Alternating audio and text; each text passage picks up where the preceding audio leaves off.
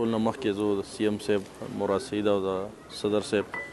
ټولو ملګرو ایم پی ایګانو صاحبانو ټول شکریه ادا کوو چې هغو په بډخیله کې کوم جلسه وه پکې شرکت وکړو او بیا خصوصي توګه باندې د ورکر چې هغه څونه د تحریک انصاف دی هغه د یوت د ایسپ د لیبر وینګ څونه وینګ دي د چرمنان دي د تحصیل د ویلې چرمنان د ټولو شکریه ادا کوو چې په ګڼ تعداد سره راغلي او په خصوصي توګه باندې بیا د خپل تحصیل چې څومره نوجوانان دي او زموږ په قافله کې زموږ سره شرکت راغلی کړی و په ګڼ تعداد سره راغلي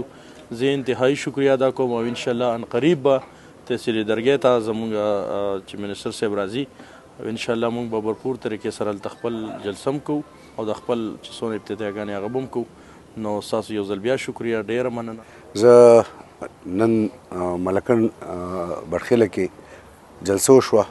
زه د خپل ورکرانو د خپل امیګانو ایم پی ایګانو شکریه ادا کوم او چې څومره زموږ پرون شوي دي اول ورځ باندې باجوړ کې شوي دیر کې شوي اپر دیر کې شوي لوړ دیر کې شوي دي د هغو هم شکریه ادا کوم خاص کر د آی سیف د یوت والا د مدر پارټۍ څومره خلک عوام چې راغلي دي لیبر وینګ